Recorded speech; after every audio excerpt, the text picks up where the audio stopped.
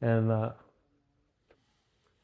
so besides taking a very good diagnostic, the platinum form, detailed, finding out everyone's symptoms, besides looking and scouring through a CT scan to see what's going on, we also look at muscle data. And I was showing you that the 4 muscles are attached to the lower jaw. And those 4 muscles, you want to be relaxed. We want to know what it's like. And you go to dental school. How much do we get on muscle data? Do we get any muscle data? So you have 4 main muscles attaching to the lower jaw from the skull. I'm working in this area. As a doctor, don't you think I should at least look at it or see what's going on with it? Are there any diagnostic aids that would show me what's going on with these muscles? Medical doctors seem to have a lot of what's called EKG on the heart, EEG on the brain, EMG on the muscles. So why can't we put EMG scans on the muscles? What EMGs are is just raw data. Raw data means that it's a fact. No one can argue with it. It's like measuring 5 inches. 5 inches on a ruler is 5 inches. 2 plus 2 is 4. No one can have an argument when you talk about data. So when you put these sensors on the muscles, on the anterior temporalis, these are on the masseters, these are the digastrics, and that's the sternocleidoid. When we put them on, those muscles run right next to the skin. The sensors are going to show like a Richter scale showing an earthquake. Every muscle has activity in it. That's the electricity that runs through our muscles. We're alive. How much is the earthquake? Is it a lot of activity or is it a little activity? So a big earthquake is bad. A small earthquake is good. So that's all you need to know when you look at EMG data. And I'll show you a video of, let me see how I can get this one big. Again, there's no volume. On their head. We have one on the TA, left and right, and one on the masseters, left and right. When you look at him at rest, and this is him just resting with his jaw apart and trying to be relaxed. So these are the TAs. The microvolts are very low. 1.2, 1.0, 1.0.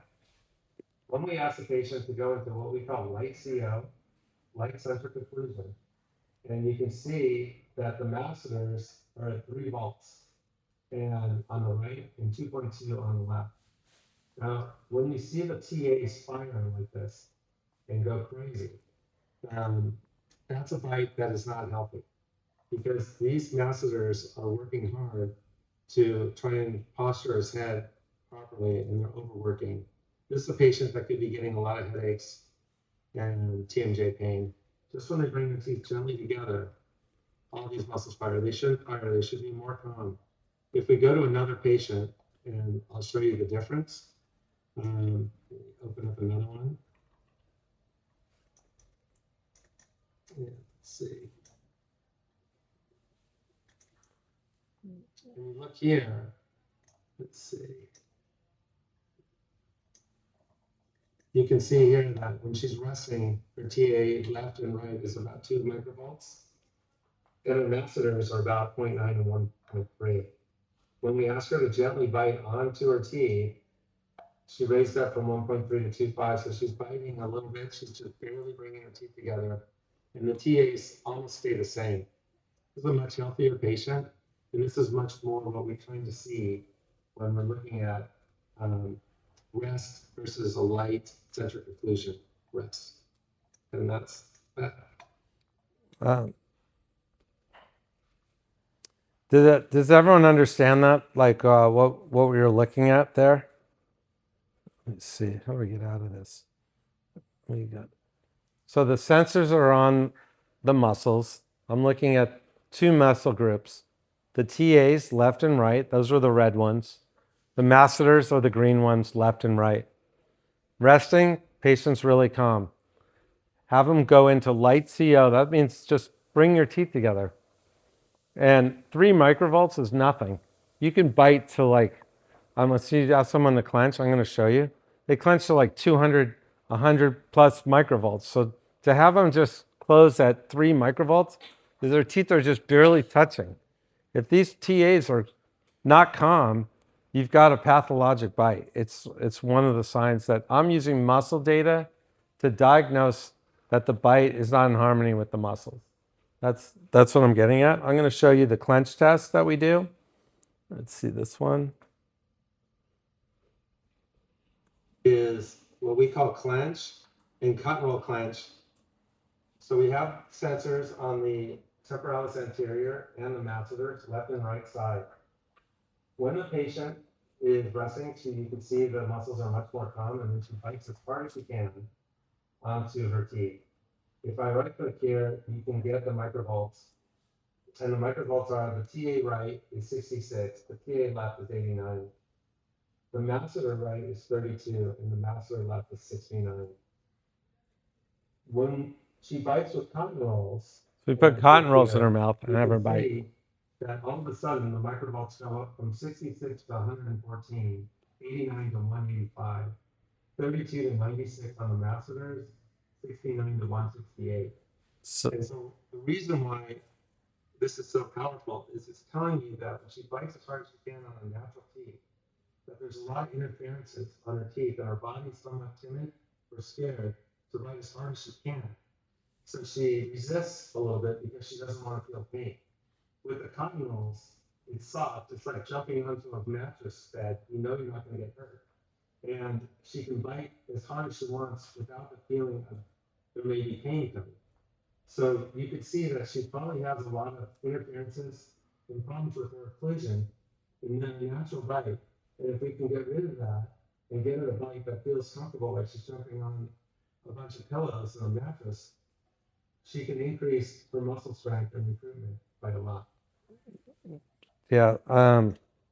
Yeah, so I'm not sure if everyone understands that or not, but all we're seeing is that with the cotton rolls in between the teeth, it's not like biting on their teeth where they have to be somewhat careful. So that means I could probably improve their bite and get them a lot more recruitment power with their teeth. And that's how I use the muscle. That's how I use the muscles in the diagnosis. So I bring all 3 of those together and I come up with a diagnosis. You have TMJ. So how am I going to help someone with TMJ? There's 2 types of patients with TMJ. There's people that come in your office that it's like acute. Oh my God, I can barely open my mouth, and it's super flare up that's going on. That's an acute problem. Most of the patients have long-term chronic TMJ, which is they've been living with it for so many years, but they're not in acute pain. So the way I treat, especially the acute patients, is I use a mnemonic called SHAME, SHAME. And S is soft diet, H is heat, A is Advil, or analgesic, M is Mouthguard, and E is exercises. And I think that most of us do most of that in our offices. We do soft diet, heat, Advil. We tell the patient, we try to make them a Mouthguard. How many times have patients walked in, they have a bag of Mouthguards with them that they've had from all these other dentists that they've been to. None of them work. Well, how are you going to get your Mouthguard to be different than everyone else's Mouthguard? And the key is to find that harmony position between the muscles, the joint, and the bite. And that's what we're going to do. We also give some exercises, which we're going to go over today also. So here's a patient with the reverse curve of Spee. And this is one of the types of Mouthguards that we use in our office. It's not for everybody. This is not for everybody. This is just for patients that we like doing phase 1 and phase 2 dentistry. When we're doing phase 1, phase 2 dentistry, meaning someone comes in with TMJ, has a bite like this, we say, and they have a deep overbite, and they want to fix their lower jaw or fix their teeth. She had veneers on her upper teeth, and hey, I want veneers on my lower teeth. A lot of dentists will say, we can't do it. Your bite's too off. I can't do it. So the way to do it is to fix the bite first and then do it in the new bite position.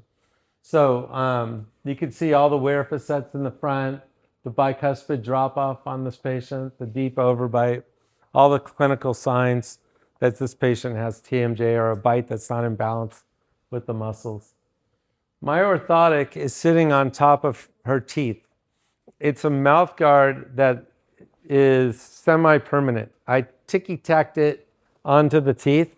I contoured it around her teeth, and it's somewhat bonded on. I can remove it. She really can't remove it. So she's going to eat with this. You could see it very slightly. There's white stuff on top of her crown. See her crowns here? And if you look carefully, you can see my white material on top. When she bites, now she has a nice vertical dimension where before you couldn't even see her lower teeth. So why did that happen? Her jaw was back here. I moved it forward. And then I took those hypoocclusion in the back from the reverse curve B, built them up, big boulders on those molars. She can't push her jaw back there anymore. My orthotic is preventing her from I'm going to grab this. This is mine anyways.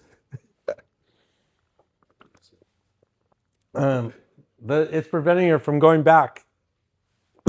Her jaw's down and forward more in a better position. And that's called a fixed orthotic. Easy to eat with, easy to talk with, easy to keep in the mouth. You've got 100% patient compliance. And I wear those for 1 to 3 months. After 3 months, if a patient is not fully better, or maybe it needs a lot more time, I may take it off and go to a removable, because obviously you can't floss this. It's not, I make sure they can get like go-betweens in between everything and keep it clean. It's a sophisticated mouth guard. You don't want a patient like this escaping from your office. But so I do it for patients that I'm going to go into porcelain veneers or restorations on this patient. Prior to going into it, I'm testing the bite for 1 to 3 months, make sure everything's good and it's comfortable. Then I'm going to copy that bite position and put the veneers in that position. I wouldn't do it for someone who's just in TMJ pain and wants to get out. I would make a removable orthotic, and that's a lot. The ones we make, you can eat with these. We don't use a flat plane occlusion, even though sometimes a flat plane occlusion could be good initially, but we like to mimic nature. And so I personally like the palatal cusp to hit into the central fossa on the lower, on one spot on each of the 4 teeth on each side, the 2 bis and the 2 molars. And I try to get no lateral interferences. I use chewing gum to test the bite, and I have them put bite paper on one side, chew on one side. I look for any interferences. And I balance this out so that they can eat with that.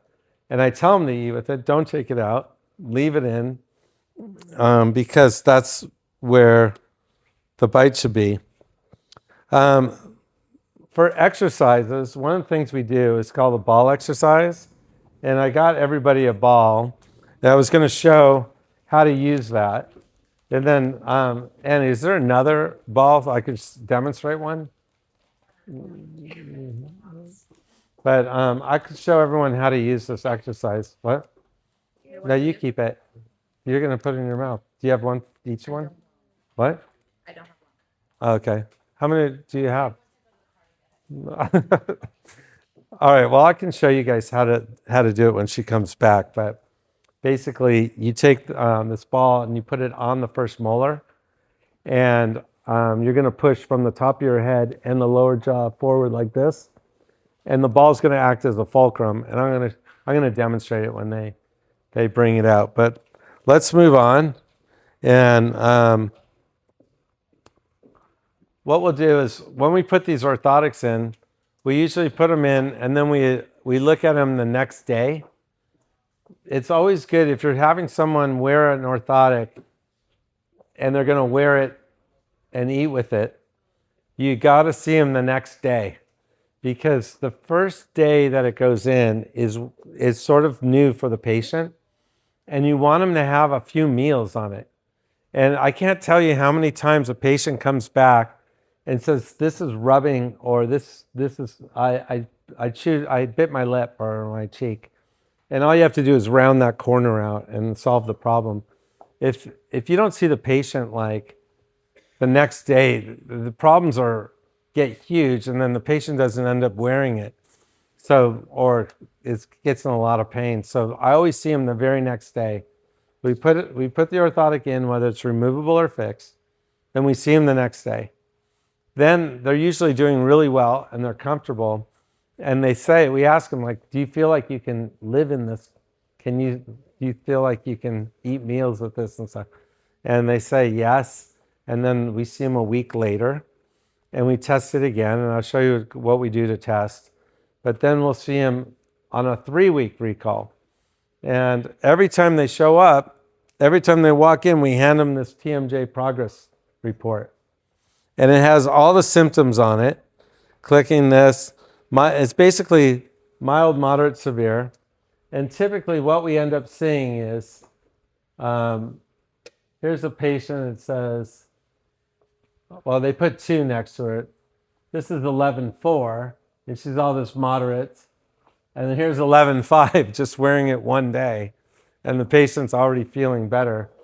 They're subjective, but you want to monitor, you want to have this every time the patient walks in. We hand them a TMJ, we're treating for TMJ, we hand them a TMJ progress report to kind of get an idea of what they're going through with their bite.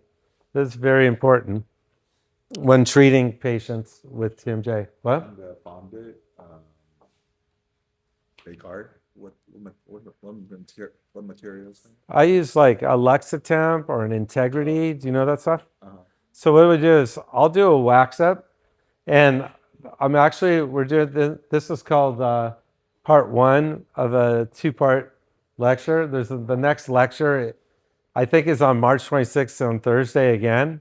If you guys want to continue and hear more on the deeper part, but I show exactly how to make them, like with a template. It's almost like making a temporary smile for someone with veneers, but we're doing it on the bite with the Integrity and using it. And I'll show you how we actually find the bite. It's really amazing. But one of the ways that we do to find the bite is we do something called an anterior alignment guide. So in the world of the muscle data, there's been a lot of different camps going on, even in the muscle data, dentists. There's a dentist out there that was all about trajectory. So you use a TENS machine. Does everyone know what a TENS machine is? It's a physical therapist and chiropractors. They're in almost every office. They put these things on your muscles and they make your muscles twitch. And they're ubiquitous in physical therapy. We use them on the TMJ joint. We put, it's an electrode, and TENS stands for trans-electrical nerve stimulation. And you turn it up until you're buzzing. You go into with the TENS, we go into the coronoid process, which is this little dip in between the mandible. And in here, cranial nerve number 5 comes through. Also cranial nerve 7, which is the facial nerve. And so what we do is we put the electrode on the coronoid notch, and we turn it up, and the face will start twitching because that's cranial nerve 7. We go up higher, and the lower jaw starts to go up and down. Now, when the lower jaw is going up and down, that's cranial nerve 5. What I do is I put my finger on the lower anteriors, and when I feel the teeth banging onto my finger, I turn it down to where I can't feel it anymore, and then I just barely turn it up to where I can feel it. That's a threshold. You don't want it to go in like this. You don't want it clanking the upper teeth. You just want it in the freeway space of the patient, not to like bang into their teeth. So if you're on this muscle, it's like a deprogrammer, but if you're on it for 40 minutes, we'll put the patient on it for 40 minutes. And it's a deprogrammer. The brain can't remember where the teeth are, and it buzzes all that activity out of the muscle. So on the EMG sensor, it would be high activity after buzzing on that TENS machine for 40 minutes. It's low activity is what you want to see. It's like taking a piece of meat and tenderizing it. It's like beating it and getting it tenderized. And that's what these muscles are. This is one, some people argue that the TENS machine doesn't relax the pterygoids. It may relax the masseters or the temporalis anterior, but not the pterygoids. That's impossible because the cranial nerve 5 innervates all the muscles of mastication. So if you're buzzing and you're feeling this muscle going up, all the muscles of mastication are getting tensed, and in which case, even though we can only really measure the surface muscles with the EMG, I'm just assuming that the pterygoids are also relaxed, even though I can't get a sensor in it because they're medial muscles, not superficial like the TAs. And so the way that we do, it's sort of like the way we find out where this harmony bite position is I'm like the tooth whisperer. If you look at the teeth and you see those wear facets on the lower teeth that we see all the time, they're flat. If you bring them up to the model up on the upper teeth, they'll almost fit like a jigsaw puzzle. They'll fit in like a jigsaw puzzle where the teeth have been trying to escape out of the cage of the upper jaw. And so what I do is we kind of use a handheld articulator, and we kind of bring the wear facets right on top of each other. And we make a little jig here. It's called an anterior alignment guide. And that's what I use when we TENS the patient. We hold them centered. We hold their jaw right over those wear facets. And we see the EMGs go really low. We're proving what we're doing. We're doctors. We're using diagnostic tools to actually make sure what we're doing is correct. So here's a patient with all the sensors, and here's another view of that. So as far as a mouth guard goes, I developed a mouth guard called the Clench Relief. And Sam, can I get one for myself? Yeah. And then, do we have any more balls or no? No. Okay. But I should show everyone how to use it. If everyone wants to open up their box, everyone has one. Go ahead and open them up. I'm going to show you how to do it. But this is a way to get somebody into that harmony position without a lab, and they can give it to them immediately. So if you take everything out,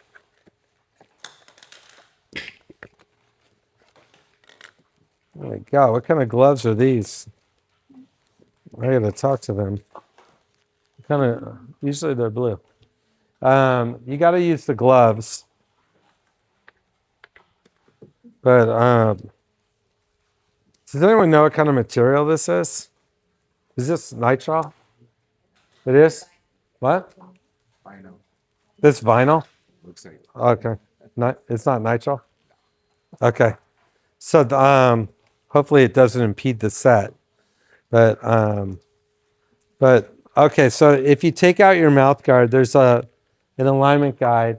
And just so you know, I have the ones that are made now, the alignment guide's already attached to the frame. So this is called an anterior alignment guide, and it attaches to the frame. You guys have to put it onto the frame. And I'll show you how to do it. If you make sure your mouth guard is level, so you should see Clench Relief written like this. And then you take this alignment guide, there's a number 2 on it. Can you guys see that? The number 2? It should snap into the frame like this, like that. It should just snap in. So the 2 should be level, and it should be placed right over where it says clench relief. See if everyone can do that. Get their alignment guide put onto the frame. Let me see. Oh, you got yours on. Yeah. Okay, so see the number 2 right there? So it should just push it in. You could take it out. Do you see that? She got hers. Is anyone having trouble snapping their alignment guide onto the frame? So hold it up so it's level, so it says clench relief. Then hold this up where it says the number 2. You see the 2 right there? And then just push, and it should snap in. Do you see that? Do you want me to? Are you able to get yours? Mhm. Perfect. Let me see. Did you get yours on? Don't take the putty out yet. Wait. Which one? This one? Yeah. And then hold this up so it says clench relief, so it's level. And there's a number 2 on that. And you just want to snap that right in there, like that. Did you hear that?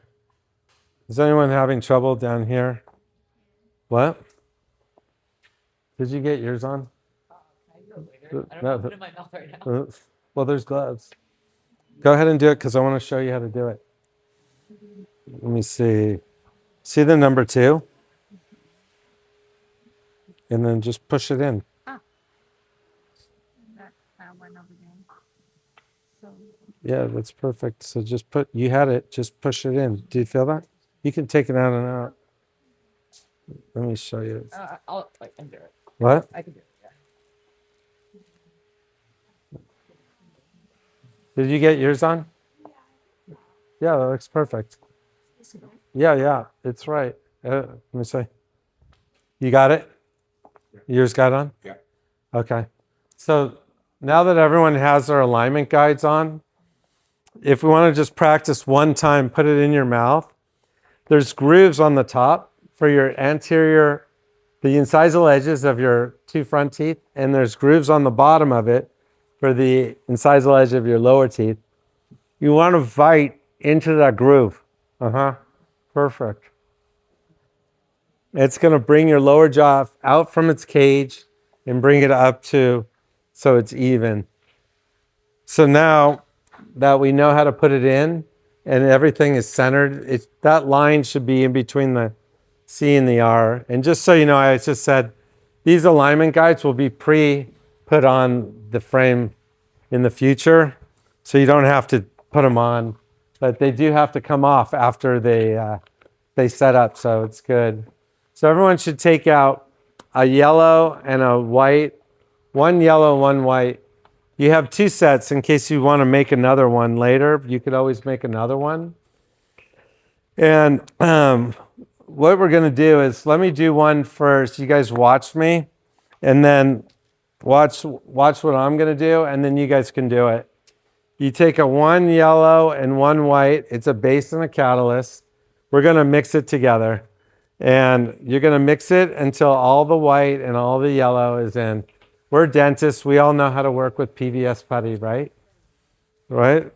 So once you start mixing the catalyst and the base come together, it's going to start setting at some point. So mix it till it's all one color.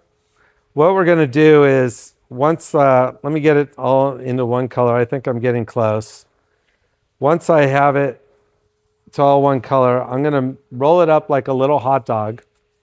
And then I'm going to cut it in half. And I'm going to pack from underneath the guard. I'm going to take half, put it underneath, and really pack it in. Just pack it in like that. So it's underneath the guard, not on the top. I'm going to then put it in my mouth and bite down.